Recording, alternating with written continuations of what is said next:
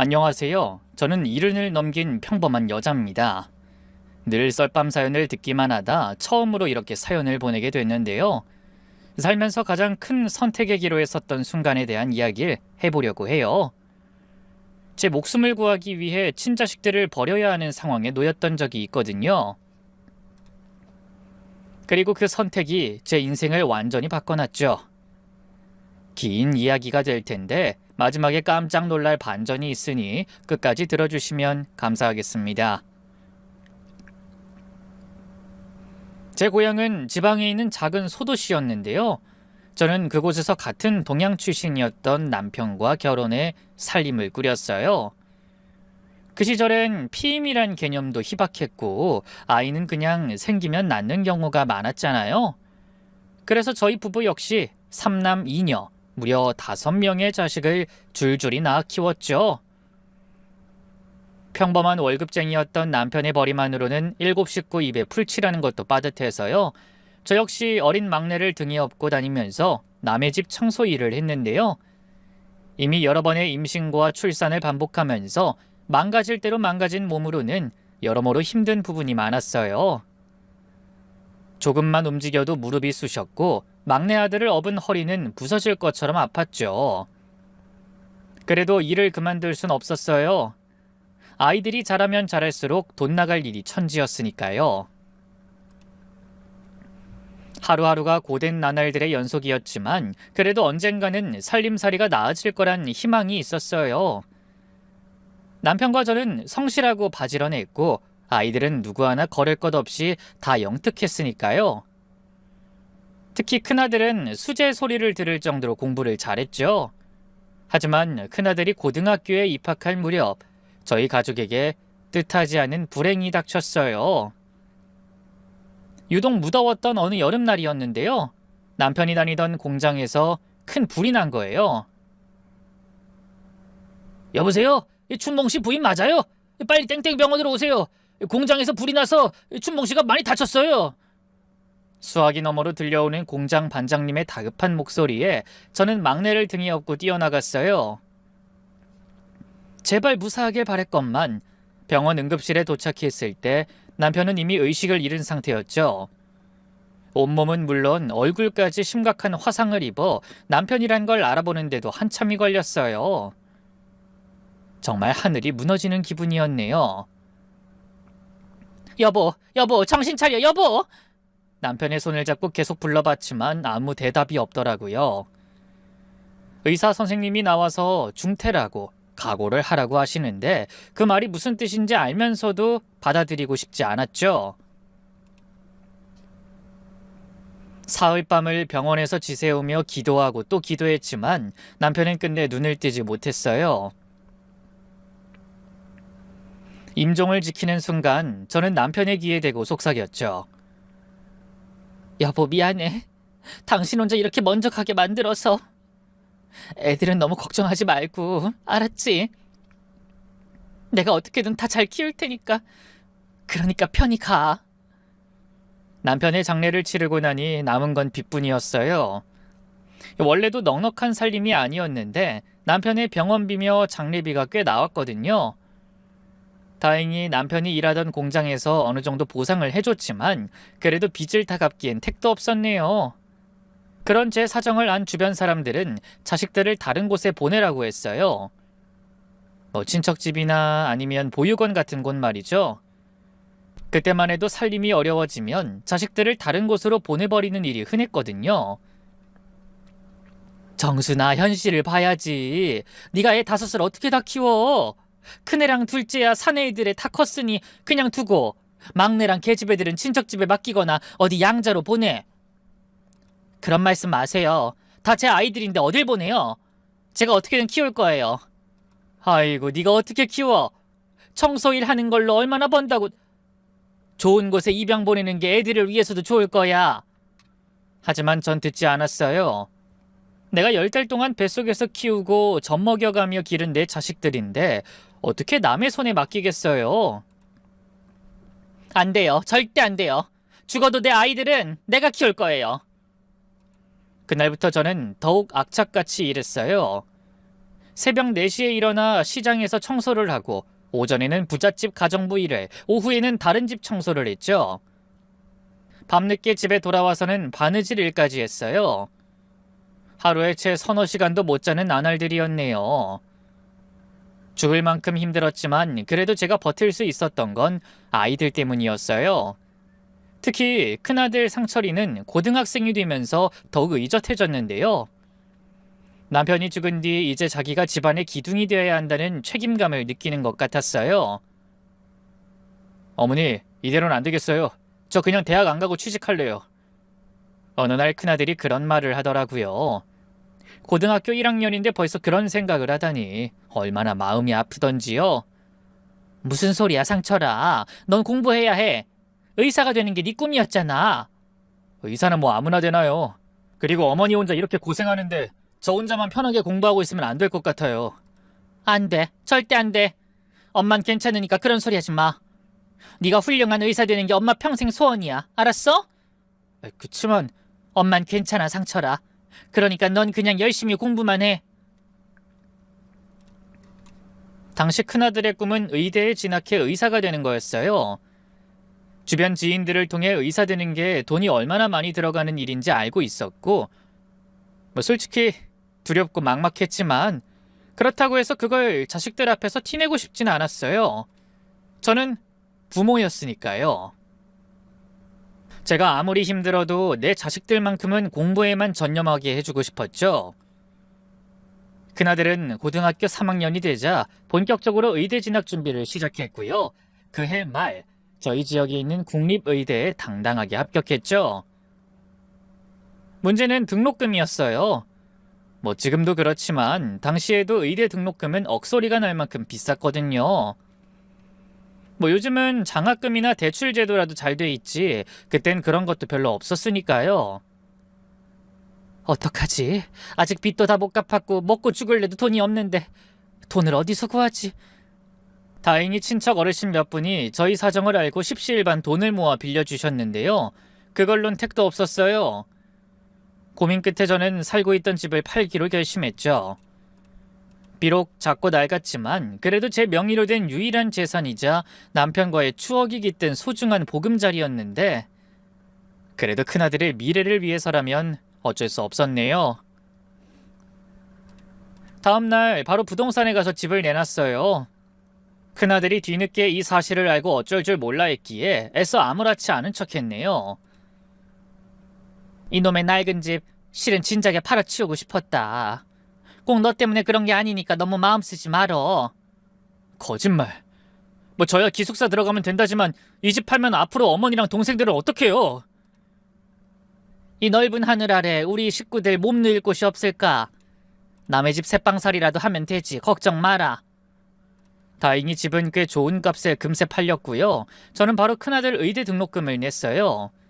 그리고 나머지 돈으로는 작은 새빵을 구했죠. 이전보다 훨씬 좁고 낡은 집이었지만 그래도 큰아들이 의대생이 됐다는 기쁨에 모든 게 견딜만 했어요.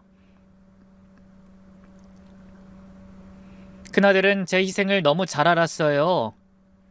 의대에 다니면서도 틈틈이 과외를 해서 용돈을 벌었고요. 방학 때마다 집에 와서 동생들 공부를 봐줬죠.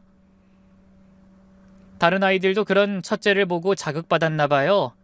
너나 할 것 없이 공부에 더욱 매진하기 시작했어요. 저는 첫째 때와 마찬가지로 나머지 아이들 모두 있는 힘껏 뒷바라지 해주고 싶었어요. 그래서 더욱 열심히 일했죠. 단 하루도 쉬는 날 없이 새벽부터 밤 늦게까지 멈추지 않는 기계처럼 말이에요. 그런 저를 하늘에서 남편이 지켜봐준 덕분일까요? 일하던 시장의 한 상인분 추천으로 작은 칼국수 가게를 시작했는데요. 그게 생각보다 장사가 잘 돼서 살림이 조금씩 피기 시작했어요. 지역신문에 맛집으로 소개가 되면서부턴 주말마다 손님들이 줄을 서기 시작했고요. 통장에 계속해서 돈이 쌓여갔죠.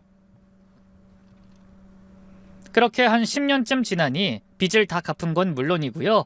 가게에 있던 상가 건물을 통째로 사들이기까지 했네요. 자식 농사도 성공적이었어요. 큰아들은 무사히 의대를 졸업하고 전문의가 되었고요. 둘째는 사업에 성공했어요. 큰딸은 결혼 후 전업주부가 되었지만 대기업 다니는 사위를 만났고요. 둘째 딸은 교사가 됐죠. 막내도 공무원이 되어 안정적인 삶을 꾸려나가기 시작했고요. 자식들이 전부 잘 자라줘서 정말 뿌듯했어요. 그간의 제 고생이 헛되지 않았구나 싶었죠. 또 이제는 저도 편하게 살 수 있을 거라고 생각했어요. 효성스러운 자식들이 저를 모셔줄 거라고 믿었거든요. 실제로 자식들은 매달 꾸준히 용돈도 보내주고 효도 관광이니 뭐니 하면서 여행도 보내주고 하면서 저를 잘 챙겼어요. 주변에서 많이들 부러워했죠. 효자 효녀가 무려 5이나 됐으니까요. 그러던 중 큰아들에게 사귀는 여자가 생겼어요. 같은 병원에서 일하던 간병인이라고 하더군요. 같은 의사도 하다못해 간호사도 아닌 간병인이라니. 솔직히 좀 당황스러운 게 사실이었는데요. 그래도 아들이 사랑하는 여자라니 만나보자 싶었어요. 그런데 집에 한번 데려오라 하니 아들이 알겠다고 고개를 끄덕이면서 이상한 말을 덧붙이더군요. 근데 혜진이 보면 어머니가 좀 놀라실 수도 있을 것 같아요. 왜, 나이가 많니? 아니요, 그게 아니라 아무튼 이번 주말에 한번 데려올게요. 혜진이가 어떤 여자든 어머니는 마음이 넓으시니까 이해해 주실 거라고 생각해요. 큰아들이 무슨 말을 하려는 건지 궁금해 캐물었지만 아들은 자꾸만 만나면 얘기해 주겠다고 하더군요. 그렇게 약속한 주말이 왔어요. 정확히 약속 시간 10분 전에 초인종이 울리고 아들의 여자친구가 저희 집 현관 안으로 들어섰는데요. 키는 작았지만 얼굴이 참 선하게 생겼더라고요. 화장기 없는 맨 얼굴인데도 어찌나 청순해 보이던지요. 어머님 안녕하세요. 이혜진이라고 합니다. 목소리도 조곤조곤하니 듣기 좋았어요. 인사를 받으며 자세히 보니 옷차림은 소박했지만 깨끗하고 잘 손질돼 있었죠. 어서 와요. 오느라 힘들었죠? 아니에요. 저기 이거 빈손으로 오기 뭐해서 케이크 좀 사왔어요. 어머님이 단 거 좋아하신다고 들어서요. 아들의 여자친구는 요즘 젊은 아가씨들 치고는 참 예의가 발랐어요.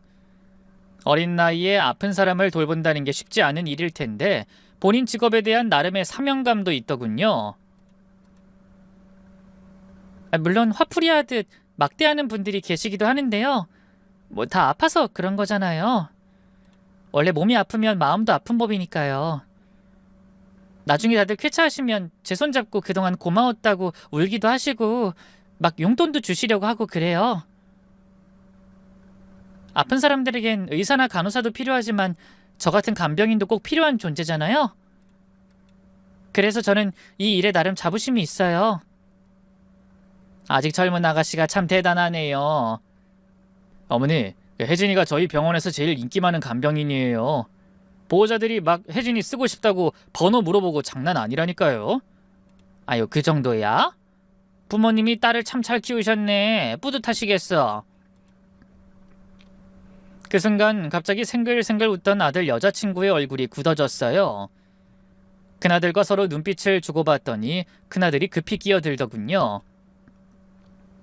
어머니, 제가 미리 말씀드렸어야 했는데 왜 혜진인 부모님이 안 계세요? 어릴 때 일찍 돌아가셔서 쭉 고아원에서 자랐어요. 생각지도 못한 얘기에 당황스러웠어요. 어쩐지 아들이 계속 뭔가 할 말이 있는 것 같더라니만 진작 좀 언지를 줄 것이지 어떻게 표정 관리를 해야 할지 모르겠더군요. 그때 알았네요. 저도 어쩔 수 없는 아들 가진 엄마라는 걸. 큰아들이 힘들게 의사가 된 만큼 내신 좋은 집 아가씨와 결혼하길 바랬던 거예요. 그런 제 마음을 읽었는지 아들의 여자친구는 제 반응을 살피느라 불안한 표정을 짓고 있더라고요. 손을 꼭 쥐고 있는 게 얼마나 긴장하고 있는지 보였죠.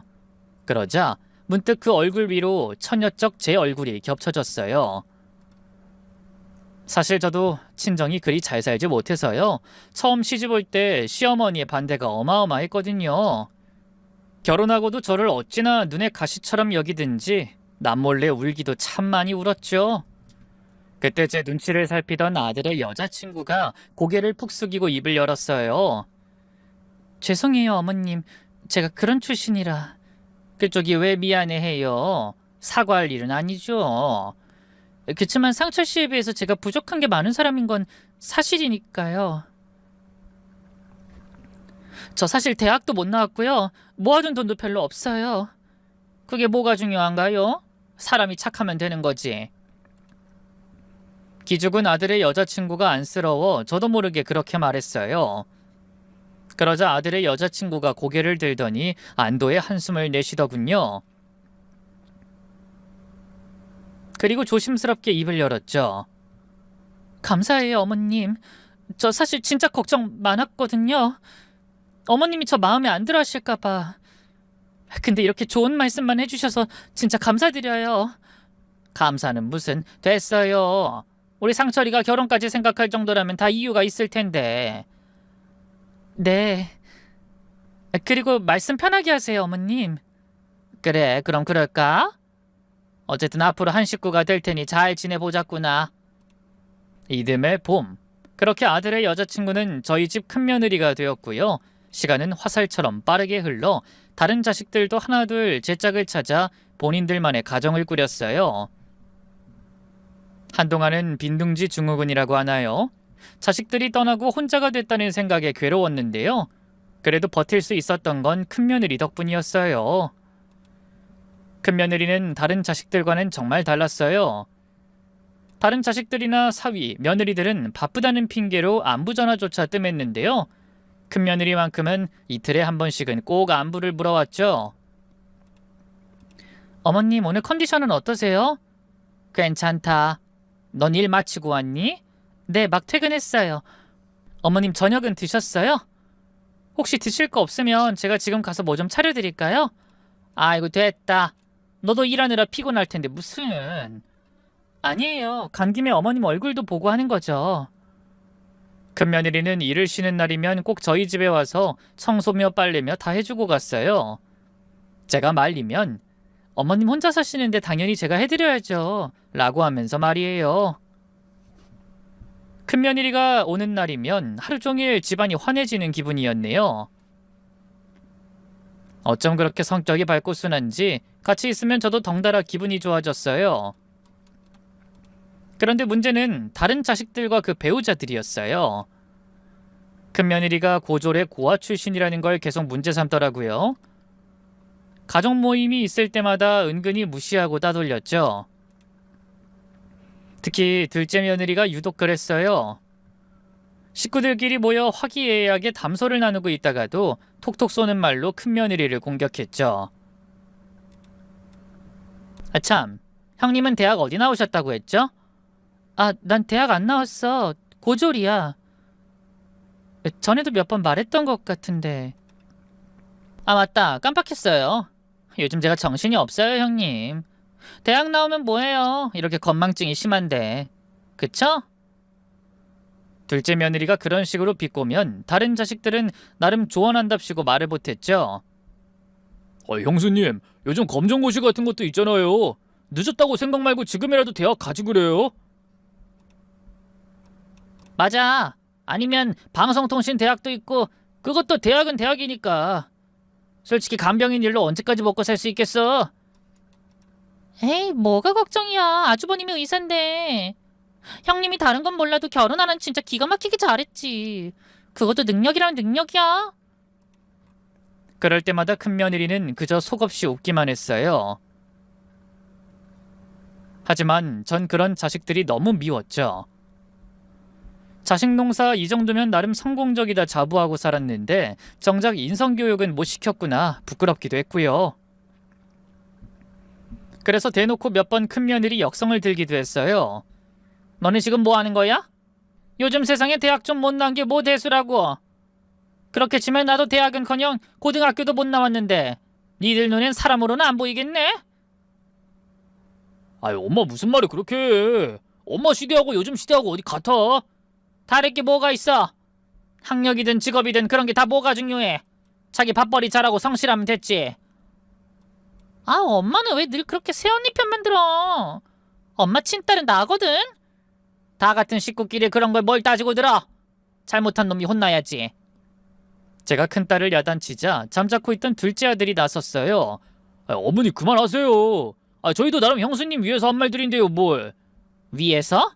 위해서 그런다고? 그럼 뭐 네가 큰애 학비 대줄 거냐? 그건... 그러지도 못할 거면서 무슨 말로만 오지랖을 떨어? 그럼 자식들은 떫은 감이라도 씹은 듯한 얼굴로 입을 다물곤 했는데요. 제가 큰 며느리를 예뻐하는 건 편애가 아니었어요. 당장 다른 며느리들과 비교해봐도 그래요. 다들 입만 살았지 큰 며느리의 반의 반도 맡은 바 책임을 다 안 했어요. 명절에 음식 준비할 때도 큰 며느리만 새벽부터 나와서 일했지 다른 며느리들은 당일 늦게 와서 음식만 쏠랑 집어가기 바빴거든요. 며느리고 자식들이고 큰 며느리만 편애한다고 입을 삐죽일 때면 전 이렇게 말하곤 했어요. 편애? 편애가 아니라 그냥 집안 대소사 챙기는 만큼 나한테 마음 쏟는 만큼 인정해주는 거야. 네가 큰 며느리만큼만 해보고 편애니 뭐니 그런 소리래라. 그런 제 마음을 알아서인지 큰 며느리는 제게 더욱더 잘했어요. 제 생일 때는 미리 며칠 전부터 뭘 해드릴지 물어보고 정성껏 준비해왔죠. 다른 자식들은 그냥 케이크 하나 사다 주고 끝이었는데 큰 며느리는 제가 좋아하는 음식을 직접 만들어 오더라고요. 어머님 생신 축하드려요. 어머님 좋아하시는 미역국이랑 잡채 좀 해왔어요. 아이고 일하느라 힘들 텐데 이런 것까지 언제 했니? 그냥 빈손으로 와도 된다니까. 그래도 어머님 생신인데 어떻게 그래요? 어젯밤부터 조금씩 준비해서 별로 안 힘들었어요. 어머님은 그냥 맛있게 드셔주세요. 그렇게 착한 며느리인데 하늘도 참 무심하시죠? 큰 며느리는 아이가 좀처럼 생기지 않아 마음고생이 심했어요. 결혼한 지 3년이 지나도록 임신 소식이 없으니까 다른 자식들이 또 뭐라 하더라고요. 형수님, 병원 검사는 받아보셨어요? 네, 받아봤는데 별다른 문제는 없다고 하네요. 그럼 형은요? 형도 괜찮대요. 그럼 왜 안 생기는 거예요? 좀 이상하네. 둘째가 그런 식으로 말하면 큰며느리는 말없이 고개만 숙이고 있었죠. 저는 그런 큰며느리가 안쓰러웠어요. 괜히 그런 말 하지 마라. 애는 하늘이 점지해주는 거지 재촉한다고 되는 게 아니잖아. 그래도 3년이나 됐는데요. 3년이 뭐가 길어? 엄마 땐 결혼하고 5년 만에 첫 애 가진 사람도 많았어. 하지만 다른 자식들이 하나둘 임신과 출산을 해서 손주 손녀들이 늘어갈수록 큰며느리는 아이에 대한 압박감으로 말라갔어요. 가족들끼리 모였을 때도 아이 얘기만 나오면 분위기가 어색해졌죠. 저는 하루빨리 큰며느리에게도 아이가 찾아오길 진심으로 바랬어요. 절에 가서 매일 치성드리기도 했는데요. 그런 제 간절함이 통한 걸까요? 어느 날 큰며느리가 화난 얼굴로 절 찾아왔어요. 어머님 좋은 소식 있어요. 뭔데 그렇게 좋아해? 저 임신했어요. 그 말을 듣는 순간 저도 너무 기뻤어요. 정말? 정말이야? 네, 병원에서 확인했어요. 아직 초기이긴 한데 확실하대요. 초음파 사진도 받았어요. 이거 보세요. 아이고 혜진아, 너도 드디어... 축하한다. 정말 축하해. 큰며느리의 임신 소식에 온 가족이 들떴어요. 특히 큰아들이 얼마나 좋아하던지 아주 입이 귀에 걸리겠더군요. 왜 아니겠어요. 드디어 자기도 아빠가 되는데. 저도 마찬가지였어요. 드디어 손주를 볼 수 있다는 생각이 설렜네요. 우리 며느리 몸조심 잘해야 해. 무거운 거 들지 말고 계단도 조심하고. 네 어머님 조심할게요. 그리고 뭐 먹고 싶은 거 있으면 언제든 말해. 내가 다 해줄 테니까. 감사해요 어머님. 며느린 임신 후 몸이 무거울 텐데도 여전히 저희 집을 자주 왕래했어요. 제가 혼자 사는 게 아무래도 걱정되는 모양이더군요. 너무 자주 오는 거 아니니? 안 와도 된다니까. 저도 집에 혼자 있으면 심심해서 그래요. 간병인 일도 그만둬서 하루가 너무 긴걸요. 그럼 전화를 해. 내가 갈 테니까. 괜찮아요. 의사 선생님도 너무 누워만 있으면 안 좋다고 적당히 움직이랬어요. 그런 큰며느리가 고마우면서도 걱정됐어요. 너무 무리하는 건 아닌가 싶어서 말이죠. 그런 큰며느리가 갑자기 달라진 건 임신 7개월 무렵이었어요. 갑자기 연락도 없이 며칠 동안 안 보이더라고요. 평소에 이틀에 한 번씩은 꼭 안부 전화를 하던 아이가 일주일 넘게 소식이 없으니까 이상했어요.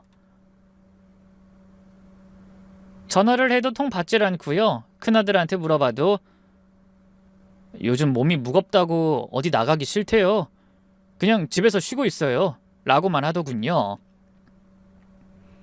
그때만 해도 꿈에도 몰랐어요. 큰며느리에게 무슨 일이 벌어졌는지 말이죠. 어느 날 밤 갑자기 큰아들에게서 전화가 왔어요. 어머니, 큰일 났어요. 집사람이 갑자기 배가 아프다고 해서 응급실로 데려왔는데. 뭐? 지금 어느 병원이야? 땡땡 대학병원이요. 어머니도 빨리 오세요. 급히 병원으로 달려갔을 때 이미 큰며느리는 수술실 안으로 들어간 상태였어요. 저는 밖에서 대기하고 있던 큰아들을 붙잡고 물어봤죠. 어떻게 된 거야? 갑자기 무슨 일이니? 저도 모르겠어요. 집에서 갑자기 배가 아프다고 하면서 출혈이 시작됐어요. 그래서 급히 병원으로 온 건데. 무슨 일 있었어? 넘어지기라도 했어? 아니요, 그냥 갑자기요. 큰아들의 대답이 어딘가 어색했지만 그땐 큰며느리 걱정에 그런 걸 신경 쓸 겨를이 없었어요. 몇 시간 후 수술실 문이 열리고 의사 선생님이 나오셨어요. 보호자분 계시죠? 네, 여기 있습니다. 저희 며느리 괜찮나요? 선생님? 네, 다행히 산모분은 무사합니다. 하지만 안타깝게도 아기는 못 살렸습니다. 그리고 산모분은 생명엔 지장이 없지만 출혈이 심해서 당분간은 조심하셔야 합니다. 그 말에 뒤통수를 한 대 얻어맞은 것처럼 정신이 멍해졌어요. 큰아들 역시 충격이 컸는지 벽에 머리를 박으며 오열하더군요. 내 잘못이에요. 다 내 잘못이야. 상철아, 네 잘못이 뭐가 있어? 이런 일은 그 누구의 잘못도 아니야. 아니에요. 내가... 큰아들이 뭔가 더 말하려다가 입을 다물더군요. 그때는 그냥 아이를 잃은 충격 때문인 줄 알았어요. 병실로 옮겨진 큰며느리는 마취에서 깨어나자마자 제일 먼저 저를 찾았어요. 어머님, 응, 여기 있어. 괜찮아? 제 아기는... 미안하다. 그 말을 듣고 큰며느리는 소리 없이 눈물만 흘렸어요. 어머님, 죄송해요. 제가 바보같이 우리 아기 못 지켜서. 무슨 소리야? 네가 왜 미안해? 네 잘못 아니잖아. 의사 선생님도 원인 모를 유산이라고 했다며. 상철이가 그러던데. 그이가 그렇게 말했어요? 그래. 왜? 아니니? 뭔가 짐작가는 이유가 있어? 아니요, 아니에요. 큰며느리는 말끝을 흐리며 그저 고개를 저었어요. 시간이 지나면서 큰며느리는 겉으론 회복된 것처럼 보였지만 예전처럼 밝지는 못했어요. 웃을 때도 어딘가 서글픈 기운이 감돌았죠. 가끔 혼자 있을 때 멍하니 있거나 갑자기 눈물을 글썽이기도 했네요. 혹시 아이를 잃은 충격 때문에 우울증이라도 온 건 아닌가 싶어서 걱정이 됐어요. 그러던 중 저에게도 큰 시련이 닥쳤어요. 몸이 자꾸 붓고 소변 색깔이 이상해서 병원에 갔더니 신장에 문제가 있다고 하더군요. 어르신, 이 신장 기능이 많이 떨어져 있어요. 당장 투석을 시작하셔야 할 것 같습니다. 투석이요? 네. 그리고 근본적인 치료를 위해서는 신장 이식을 고려해 보셔야 할 수도 있습니다. 의사 선생님의 말을 듣고 하늘이 노래지는 기분이었어요. 이제 겨우 70인데 벌써 이런 병에 걸리다니. 혹시 죽을지도 모른다는 생각에 어찌나 겁이 나던지요. 누구나 다 그렇겠지만 저 역시 살 만큼 살았어도 아직 죽고 싶지는 않았어요. 아직 해야 할 일도 많고 자식들도 걱정되고 무엇보다 저를 친정 엄마처럼 의지하던 큰며느리가 혼자 남겨질 생각을 하니 마음이 아팠죠. 그때부터 저는 식당도 다 정리하고요. 열심히 병원을 다니며 치료를 받기 시작했어요. 어떻게든 살고 싶었거든요. 하지만 투석을 시작하면서부터 몸이 더욱 힘들어졌어요. 일주일에 3번씩 병원에 가야 하는데 한 번 갔다 오면 온몸의 기운이 빠져서 하루 종일 누워 있어야 했어요. 손가락 하나 꼼짝도 할 수 없었죠. 그런 저를 챙겨준 건 역시나 큰 며느리뿐이었어요. 본인도 유산의 후유증 때문에 아직 힘들 텐데 투석하는 날이면 꼭 병원까지 데려다 주고요. 끝날 때까지 기다렸다가 함께 집으로 왔죠. 어머님, 빨리 쾌차하셔야죠. 그래, 그래야지. 너무 걱정 말거라. 하지만 시간이 흐를수록 제 상태는 나날이 나빠져 갔어요. 의사 선생님은 계속해서 신장 이식을 권했죠. 어르신, 이대로 계속 투석만 받으시면 몸이 점점 더 약해집니다. 가족 중에 신장을 기증해 줄 분이 계시면 이식을 고려해 보세요. 가족이요? 네, 보통은 자녀분들이 많이들 해주세요. 조직 적합성 검사를 통과해야 하는데 보통 가족들끼리 적합 판정이 될 가능성이 높거든요. 집에 돌아와서 고민에 고민을 거듭했어요. 어떻게 자식들에게 그런 부탁을 하겠어요? 제가 신장을 떼어주진 못할 망정 신장을 내놓으라뇨. 하지만 의사 선생님 말로는 이식을 하지 않으면 몇 년 못 간다고 하니 너무 두렵고 눈물이 나더라고요. 결국 용기를 내어 자식들을 불러 모았어요. 오랜만에 온 가족이 모였는데 다들 제 얼굴을 보고 깜짝 놀라더군요. 어머니, 얼굴이 많이 상하셨네요. 투석 받으면 이래, 별거 아니야. 그래도 너무 야이셨어요. 한참 이런저런 얘기를 나누다가 저는 떨리는 마음으로 입을 열었어요. 얘들아, 사실 엄마가 오늘 너희들 부른 건 다른 게 아니라. 네, 어머니, 뭔데요? 엄마가 신장 이식을 해야 할 것 같다. 순간 거실이 조용해졌어요. 자식들은 서로 눈치만 볼 뿐 좀처럼 뭐라 말하지 못하더군요. 제일 먼저 정신을 차리고 입을 뗀 건 큰딸이었어요. 그게 무슨 말이야, 엄마? 신장 이식을 해야 된대? 그래. 의사 선생님이 가족 중에 신장을 기증해 줄 사람이 있으면 이식을 하라고. 그렇지 않으면 몇 년 못 간다고 하더라. 나도 이런 말하는 거 너무 염치 없다는 거 아는데 아직은 죽고 싶지 않구나. 아직 죽기엔 이르잖아. 손주 녀석들 크는 것도 좀 더 보고 싶고. 중언부언 제가 더 살고 싶은 이유, 살아야만 하는 이유를 찾아 얘기하는데 스스로도 어찌나 구차하던지요. 수치심에 절로 눈시울이 붉어졌죠. 그런데 바로 그때 잠자코 있던 큰아들이 입을 열었어요. 어머니, 그게 쉬운 일은 아니에요. 엄마도 안다. 쉬운 일 아니라는 거. 하지만 어머니, 제 앞날을 생각해 보세요. 의사가 신장 하나 없으면 힘든 수술이나 응급 상황에서 어떻게 버티겠어요? 그리고 큰아들이 한참 망설이더니 차가운 목소리로 말했어요. 솔직히 말씀드리면 어머니 정도면 오래 사신 거예요. 그 말을 듣는 순간 귀를 의심했어요. 내가 잘못 들은 건가? 내 아들이, 그것도 제일 효자였던 큰아들이 지금 뭐라고 한 거지? 뭐라고? 어머니, 현실적으로 생각해 보세요. 70이 넘으셨는데 그리고 신장 이식도 100% 성공한다는 보장이 없잖아요. 그러자 기다렸다는 듯이 다른 자식들도 큰아들을 거들기 시작했어요. 형 말이 맞아요, 어머니. 꼭 성공한다는 보장도 없는데. 그러니까 말이야. 그리고 엄마도 솔직히 너무 이기적인 거 아니야? 우리도 각자 가정이 있고 아이들이 있는데. 이기적? 내가 지금 이기적이라는 거니? 제 반문에 둘째 딸이 아차하는 표정으로 입을 다물었어요. 그동안 내가 너희를 어떻게 키웠는데, 너희 아버지 돌아가시고 내가 너희를 어떻게 뒷바라지했는지 다 알면서 어떻게 나한테 그런 말을... 엄마, 내 말은 그런 뜻이 아니라... 자식들의 말을 듣고 있자니 너무 서운하고 가슴이 아팠어요. 하지만 한편으로는 이해가 되는 부분도 있었어요. 신장을 떼어내는 건 정말 큰 수술이잖아요. 만약에 수술 중에 자식들에게 무슨 일이라도 생기면 그건 정말 돌이킬 수 없는 일이잖아요. 내가 살려고 자식의 목숨을 위험에 빠뜨릴 수는 없는 거였어요.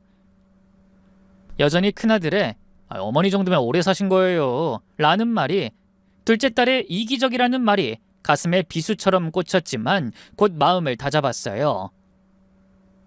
서운함과 배신감을 애써 억누르고 스스로를 자책했죠. 그래, 내가 앞길 창창한 자식들한테 무슨 부탁을 한 거야. 이기적이란 말을 들어도 싸지 싸. 눈물이 목 끝까지 차올랐지만 꾹 참았어요. 자식들 앞에서 울면 더 미안하게 만들 것 같았거든요. 알겠다. 저는 작은 목소리로 말했어요. 엄마가 너무 성급했나 보구나. 어머니. 아니야, 너희들 말이 맞아. 각자 가정도 있고 지켜야 할 식구들이 있는데 엄마가 생각이 짧았어. 사실 마음 한편으로는 여전히 서운했어요. 그동안 자식들을 위해 어떻게 살아왔는데 집까지 팔아가면서 뒷바라지 했는데. 하지만 그런 마음을 드러낼 순 없었죠.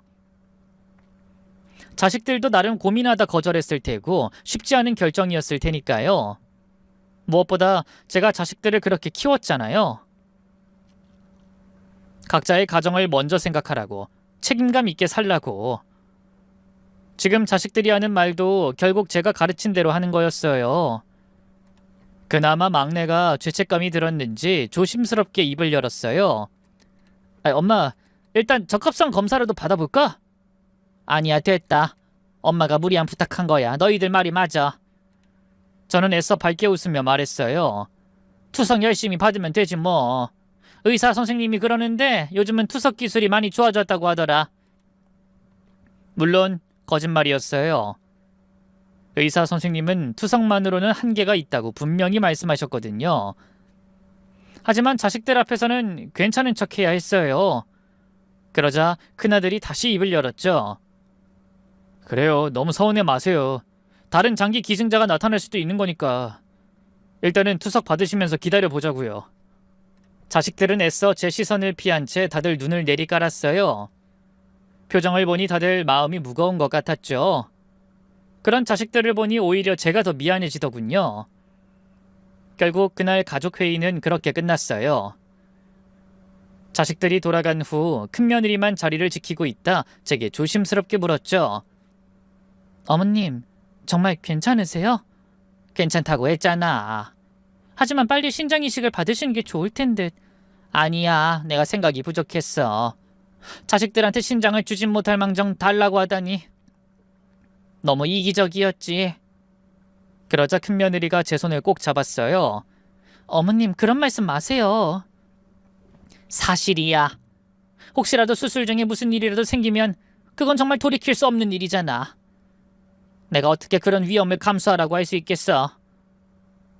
그날 밤 혼자 방에 누워서 천장을 바라보며 생각에 잠겼어요. 서운한 마음이 없다면 거짓말이겠지만 그보다는 자식들이 걱정됐어요. 다들 죄책감 때문에 힘들어할 것 같았거든요. 특히 큰아들이 제일 걱정됐죠. 의사로서 어머니를 살릴 수 있는 방법이 있는데도 못해준다는 게 얼마나 마음에 걸릴까요? 그래서 일부러 어머니 정도면 오래 사신 거예요 라는 말을 한 건지도 모른다는 생각이 들더군요. 자기 마음을 달래려고 말이죠. 이후 자식들은 전보다 더 연락이 뜸해졌어요. 아마 저 때문에 죄책감을 느끼고 있어서 일부러 연락을 안 하는 것 같았죠. 가끔 안부 전화를 해도 어머니 몸은 좀 어때요? 라고 형식적으로 묻고는 금세 끊어버렸네요. 저도 괜찮다, 걱정하지 마라 라고 답할 뿐이었죠. 괜히 자식들을 더 힘들게 하고 싶지 않았거든요. 심지어 한 번은 큰딸이 조심스럽게 이런 말을 하더라고요. 엄마, 혹시라도 모르니까 미리 준비해두는 게 어떨까? 뭘 준비해? 만약에 말이야. 엄마가 원하시는 장례식장이나 장례 방법 같은 걸. 그 말을 듣고 가슴이 철렁했지만 화내지 않았어요. 딸도 걱정이 되니까 그런 말을 하는 거겠죠. 뭐 자식들 입장에서는 미리 준비해두는 게 나을 수도 있고요. 그래, 뭐 그것도 필요하겠구나. 엄마, 괜찮다. 미리 준비해두면 너희들이 나중에 편하겠지. 사실 장례식 얘기를 듣는 게 쉽지 않았지만 자식들을 위해서라면 그 정도는 해야 한다고 생각했어요. 그렇게 시간이 흘러가면서 저는 점점 체념하게 됐어요. 자식들에게 원망을 품고 싶지도 않았고 그저 남은 시간이나마 평안하게 지내고 싶었어요. 그러던 중에도 큰며느리만은 여전히 저를 챙겨줬어요. 투석하는 날이면 꼭 와서 기다려줬고요. 주기적으로 집에 와서는 이것저것 먹을거리를 만들어 놓고 갔어요. 어머님, 어머님 좋아하시는 소고기죽 만들어뒀으니까 조금이라도 드세요. 아셨죠? 고맙다, 얘야. 그리고 정말 미안하다. 뭐가 미안해요? 그냥 다 늙어서 괜히 폐만 끼치는 것 같아서. 그런 말씀 마세요, 어머님. 그리고 아니에요. 왜, 무슨 말 하려고? 아무것도 아니에요. 어쨌든 죽 꼭 챙겨 드세요. 큰며느리 역시 저를 걱정하느라 그런 걸까요? 나날이 얼굴이 어두워지고 몸에 살이 내렸어요. 저보다 큰며느리가 더 환자처럼 보일 정도였죠. 그런데 어느 날 밤, 큰며느리가 연락도 없이 절 조용히 찾아왔어요. 평소와 달리 표정이 심각했죠. 어머님, 제가 중요하게 드릴 말씀이 있어요. 뭔데 그렇게 진지해? 저는 큰며느리의 심각한 표정을 보며 물었어요. 혹시 큰며느리에게 또 무슨 안 좋은 일이 생긴 건 아닌가 싶어서 걱정이 됐거든요. 어머님, 어머님을 제가 구해드릴게요. 뭐? 신장 이식 제가 해드릴게요. 순간 귀를 의심했어요. 뭐라고? 네가 신장 이식을 해주겠다고? 네, 제가 어머님께 신장 드릴게요. 혈액형도 맞고 병원에서 검사 받아보니까 조직 적합성도 괜찮다고 하더라고요. 알고 보니 큰며느리는 그동안 저 모르게 병원에서 미리 조직 적합성 검사까지 다 받아둔 상태였어요. 아니야, 안 돼. 전 깜짝 놀라 소리쳤어요. 네가 왜 그런 위험한 일을... 절대 안 돼. 말했잖니, 난 진짜로 괜찮다고. 상철이 말처럼 내 나이 정도면 살 만큼 살았지 뭐. 어머님 그런 말씀 마세요. 그이가 그렇게 말했을 때 제가 얼마나 속상했는데요. 저 정말 하고 싶어요. 어머님이 저를 그렇게 아껴주셨는데. 큰며느리가 갑자기 눈물을 흘리기 시작했어요. 어머님이 없으면 전 정말 의지할 곳이 없어요. 기댈 수 있는 친정 부모님도 없고 어머님만이 저의 진짜 가족이에요. 얘야. 제 마음도 뭉클해졌지만 안 될 일은 안 되는 거였어요. 제 친자식들도 위험하다고 못한다고 발을 뺐는데 어떻게 며느리에게 신장을 달라고 하겠어요? 마음은 정말 고맙지만 그건 안 될 일이다. 너한테 무슨 일이라도 생기면 내가 어떻게 상철이 얼굴을 보겠니? 제 입에서 큰아들의 이름이 나오자 문득 큰며느리의 얼굴이 차가워졌어요. 그이는 그런 거 아무 상관없을걸요? 어쩌면 제가 신장 이식 수술 받다가 죽길 바랄 수도 있고요. 뭐? 그게 무슨 그런... 저는 큰며느리가 보이는 큰아들에 대한 적대감에 깜짝 놀라고 말았어요. 하지만 이내 큰며느리 입에서 나온 경악스러운 말에 더욱 크게 얼이 빠지고 말았죠. 큰며느리는 짐짓 표정을 굳히더니만 제게 그러더군요. 물론 제가 그냥 신장 드리겠다는 건 아니에요, 어머님. 한 가지 조건이 있어요. 조건이라니? 그 사람은 물론이고 아가씨들이나 서방님들한테도 유산 한 푼 물려주지 마세요. 차라리 전부 사회에 환원해 주세요. 뭐? 유산이라면 내 재산 말하는 거니? 네. 어머님 돌아가시면 어머님 재산 다 그 인간들한테 갈 거 아니에요. 그것만큼은 도저히 용납할 수가 없어요. 며느리의 갑작스러운 말에 너무나 당황스러웠어요. 갑자기 왜 그런 말을 해? 너 무슨 일 있는 거야? 혹시 애들하고 싸웠니? 그러자 머뭇거리던 며느리가 갑자기 핸드폰을 꺼냈어요. 어머님이 꼭 아셔야 할 게 있어요. 알아야 할 거라니. 이거 보세요. 큰며느리가 핸드폰에서 앨범을 열어 사진을 보여줬어요. 큰아들이 어떤 젊은 여자와 나란히 서 있었는데요. 친밀하게 끌어안고 있는 모습이 보통 사이가 아닌 것 같았죠. 이게 뭐야? 저는 어리둥절했어요. 그러자 큰며느리가 긴 한숨을 쉬면서 말했죠. 그이가 바람 피우고 있어요. 이미 1년 넘게. 머리가 띵해졌어요. 뭐라고? 이 여자는 병원장 딸이에요. 그이가 승진하려면 이 여자 도움이 필요하다면서 외도를 저한테 들키고 아주 당당했죠. 전 병원 하나 차려주지 못할 거 아니냐면서 의사 사모하고 싶으면 계속 참고 살라대요. 아님 이혼하라고요. 믿을 수가 없었어요. 물론 큰아들이 냉한 성정이 있는 건 사실이었지만 그래도 큰며느리한테만큼은 참 잘하고 있다고 생각했는데 설마 바람을 피울 줄은 꿈에도 몰랐죠. 하지만 경악스러운 일은 거기서 끝이 아니었어요. 제가 아이를 유산한 것도 사실은 그이가 밀어서예요. 뭐? 그게 정말이야? 네. 그날 외도 사실 알고 따지다가 그 사람이 화나서 절 밀쳤거든요. 그래서 계단에서 제가 굴러 떨어지면서 우리 아기도... 큰며느리의 목소리가 가늘게 떨렸어요. 그 끔찍한 진실 앞에서 저는 입을 틀어막을 수밖에 없었죠. 맙소사, 그게 정말이니? 네. 못 믿으시겠다면 그이랑 나눈 문자랑 통화 녹음도 다 보여드릴 수 있어요. 그 사람도 나중엔 인정하고 잘못을 빌었거든요. 물론 어머님이나 다른 사람들한테는 절대 비밀로 해달라고 했지만 며느리는 아들과 나눈 문자를 보여줬어요. 확실히 아들은 자기 입으로 큰며느리를 밀었다는 걸 시인했고요. 다신 안 그러겠다고 각서까지 썼더군요. 저는 혼란스러운 마음을 한참 다스리다 간신히 입을 열었어요. 그래, 그런 일이 있었구나. 진작에 나한테 말을 하지. 어머님한테 어떻게 말을 해요? 어머님 아들 때문에 손주가 유산됐다고. 그래도 너 혼자 끙끙 앓느라 얼마나 힘들었어. 그래서 요즘 그렇게 얼굴이 어두웠구나. 근데 다른 애들은 왜? 유산은 큰애한테만 안 물려주면 되는 거 아니니? 그러자 며느리가 파르르 떨며 대답했어요. 그야 다른 식구들도 그 사람이 바람피는 거 다 알면서 눈 감아주고 있었으니까요. 뭐라고? 심지어 그 상간녀랑 여행도 같이 다녔대요. 빨리 고아의 고졸인 저를 버리고 병원장 딸을 새 와이프로 들이라면서 낄낄대고 종용하고 저랑 어머님만 바보처럼 아무것도 모르고 있었던 거예요. 자식들이 전부 한통속이 돼 큰아들의 외도를 눈 감아주고 있었다니 도무지 믿을 수가 없더군요. 하지만 이번에도 며느린 다른 자식들과 나눈 문자 메시지를 보여주면서 자기 말이 거짓이 아니라는 걸 증명했어요.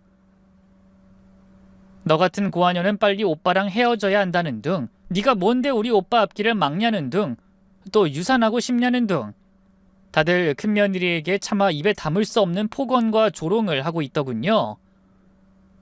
평소 제 앞에서 그러던 것과는 비교가 안 될 만큼 수위가 높았죠. 저는 충격에 덜덜 떨다 황급히 큰며느리 앞에 무릎을 꿇었어요. 미안하다 혜진아. 내가 자식놈들을 다 잘못 키웠어. 어떻게 너한테 이렇게 심한 모욕을... 어머님, 이러지 마세요. 어머님이 무슨 잘못이 있어요.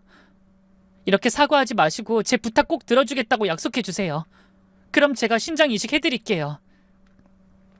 큰며느리의 말에 저는 순간 멈칫했어요. 아무리 막대먹은 놈들이라 해도 제 자식들인지라 일단은 대화로 풀어보고 싶은 마음이 있기도 했고요. 큰며느리의 신장을 정말 받아도 되는 건지 확신이 서지 않았거든요. 그런 제 망설임을 읽었는지 큰며느리가 이번에 또 다른 파일을 보여줬어요. 이것도 들어보세요, 어머님. 저번에 다 같이 저희 집 놀러와서 술 먹었을 때 제가 몰래 녹음한 거예요. 파일을 재생하자 자식들의 익숙한 목소리가 들렸어요. 야, 아무리 그래도 자식들한테 신장을 떼어달라는 건 너무한 거 아니냐?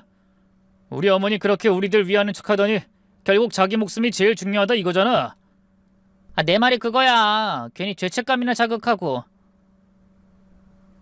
이런 말 해도 되나?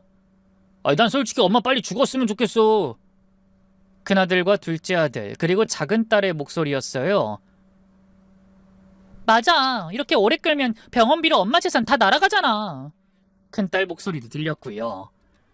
중간중간 맞다면서 추임새를 넣는 막내와 사위들, 며느리들의 목소리도 들렸죠.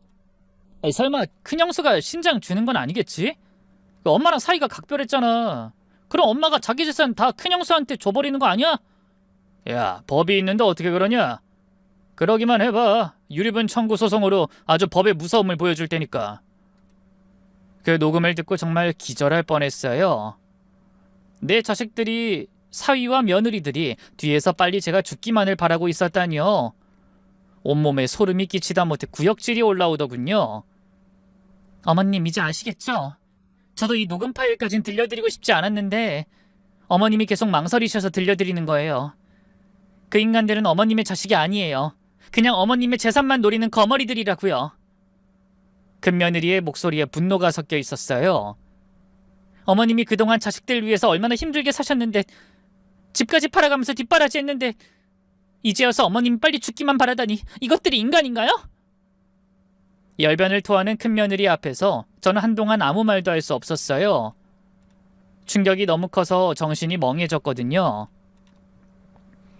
그동안 자식들이 죄책감 때문에 연락을 못하는 줄 알았는데 알고 보니 제가 빨리 죽길 바라고 있었던 거잖아요.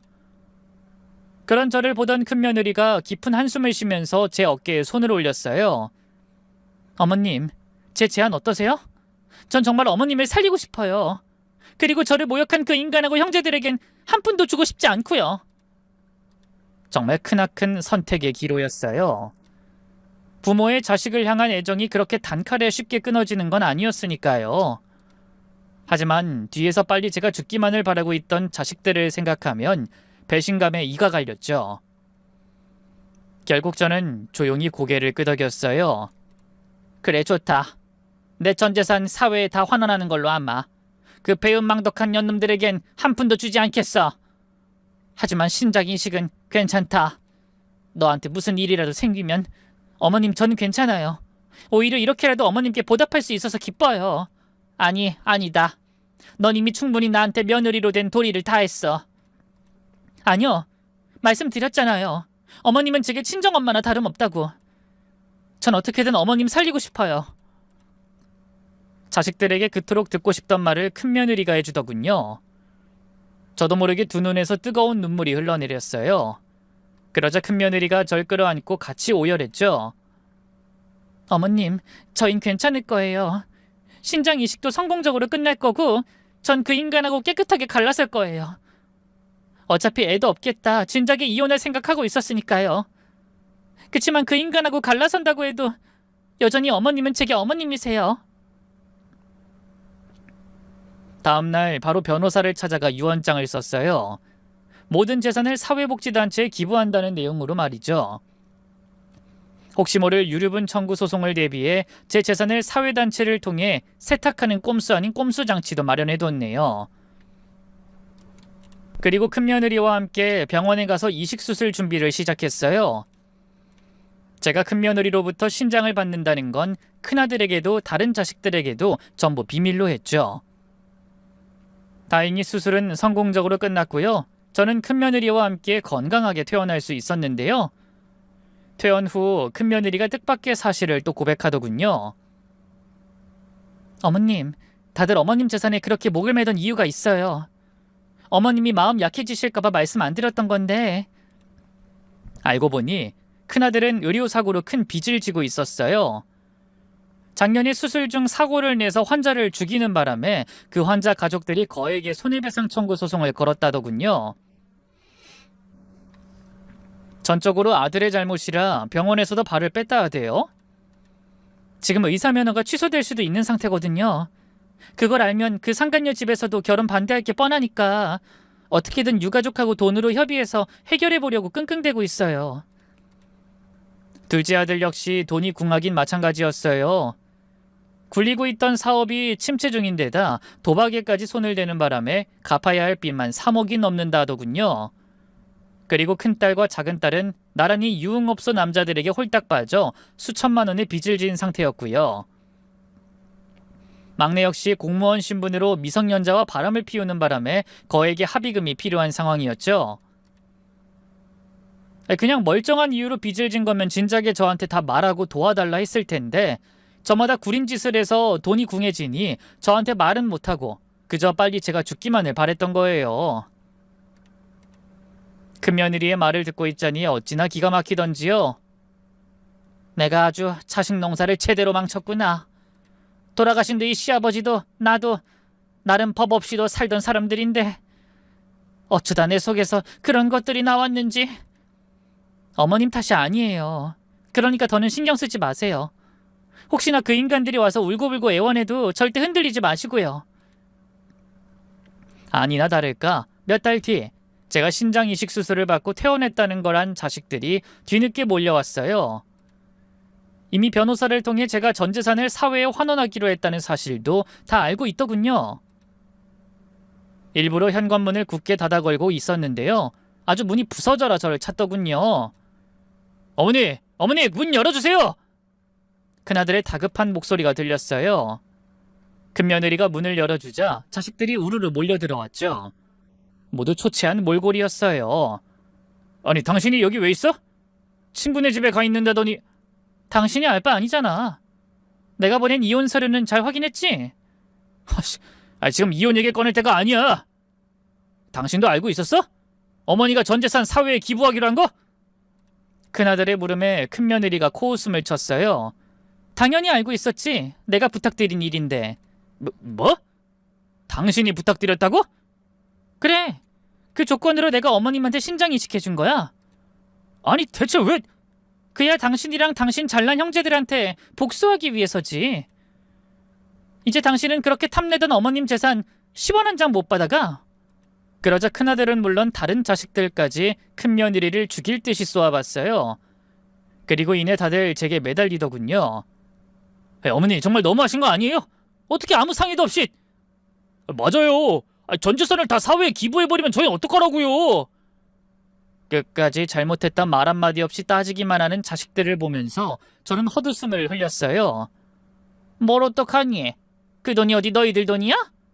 그동안 내가 피땀 흘려가며 번 내 돈인데 어떻게 쓰든 내 자유 아니니? 그러자 둘째 아들이 다급히 나섰어요.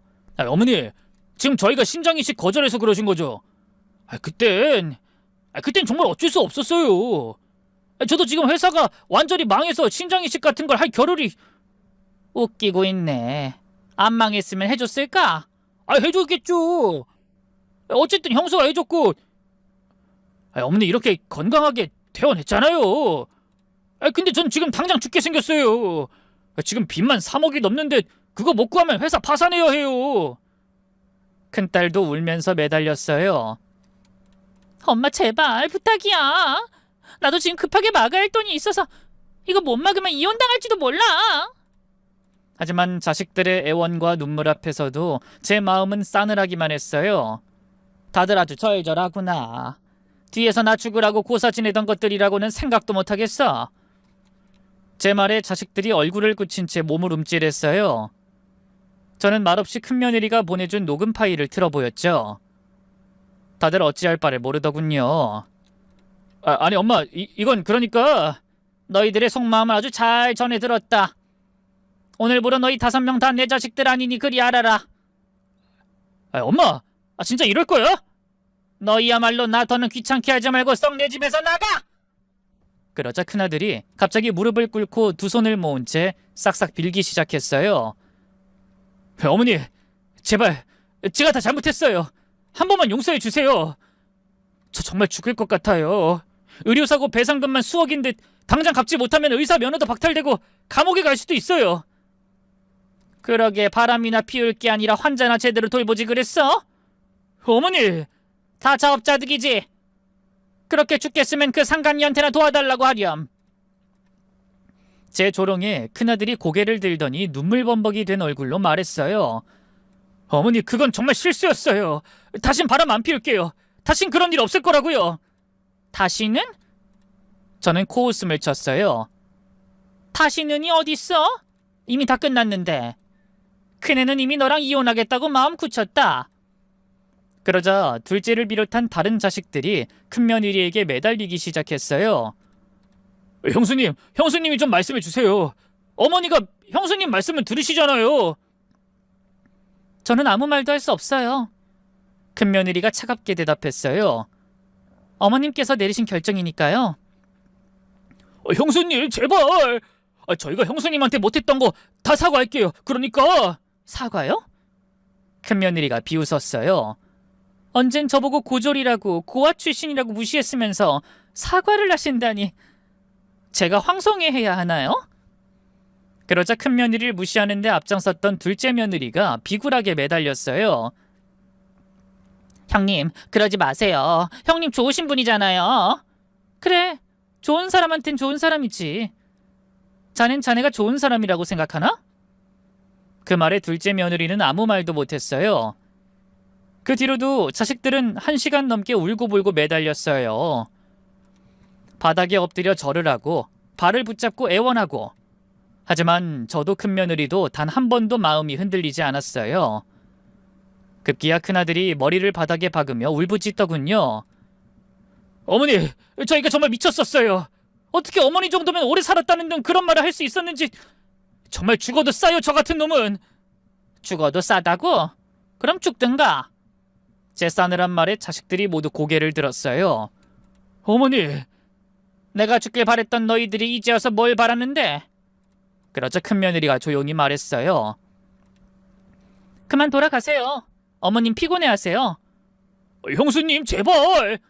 큰며느리는 끝까지 매달리는 자식들을 모두 밖으로 내몰았어요.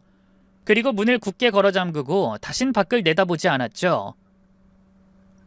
잠시 후 큰며느리가 다가와 제 어깨를 감싸며 위로하더군요. 어머님, 너무 마음 아파하지 마세요. 마음 아프긴 뭐가 아파. 짐승만도 못한 것들. 진작에 끊어냈어야 하는 건데.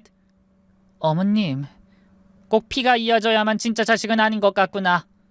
너야말로 진짜 내 딸이나 다름없지. 그 말에 며느리의 눈시울이 붉어졌어요. 그 뒤로 제 자식들은 모두 뿌린 대로 거두는 삶을 살게 됐죠. 큰아들은 결국 의료사고 배상금을 못 갚아서 의사 면허가 정지됐고요. 그 바람에 병원장 딸과의 관계도 끝이 났죠. 병원장이 "너는 우리 딸과 만나지 말라" 라고 했다나요? 뭐 지금은 공사판에서 막노동하면서 근근히 살고 있다 하대요. 둘째는 파산 신청을 했어요. 수억 원의 빚을 못 갚아서 회사도 집도 다 날렸죠. 허구한 날 술만 퍼먹느라 둘째 며느리도 못 참고 친정으로 가버렸다더군요. 아마 조만간에 이혼하지 않을까 싶어요. 큰딸도 바람을 피운 게 걸려서 결국 이혼당했어요. 집도 절도 없는 신세가 돼 아이들과 함께 쪽방에서 살고 있다고 하더라고요. 생활고에 시달리다 못해 마트에서 아르바이트를 시작했다는 소식도 들렸어요. 둘째 딸 역시 마찬가지 신세가 됐고요. 지금은 원룸에서 혼자 살면서 학원 강사로 일하고 있다고 해요.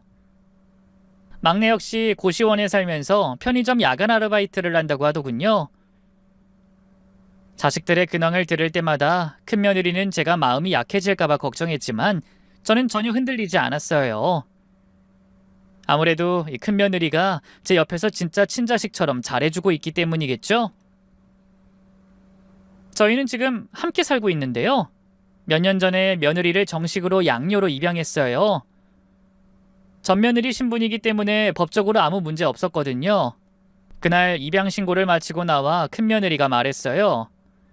어머님, 정말 감사해요. 이제 진짜 가족이 됐네요. 진작에 가족이었지 뭐. 서류상으로 확인한 것뿐이야. 어머님, 저한테 이제 진짜로 엄마가 생기다니 꿈만 같아요. 나야말로 너 같은 딸이 생겨서 얼마나 좋은지 모르겠다. 지금도 가끔 옛날 자식들이 연락을 시도하지만 저는 번호를 바꿔서 받지 않아요. 진짜 자식은 피가 아니라 마음으로 이어져야 한다는 걸 이제야 깨달았거든요. 큰며느리와 함께하는 지금이 제 인생에서 가장 행복한 시간이랍니다. 긴 얘기 들어주셔서 고맙습니다. 모두 건강하세요.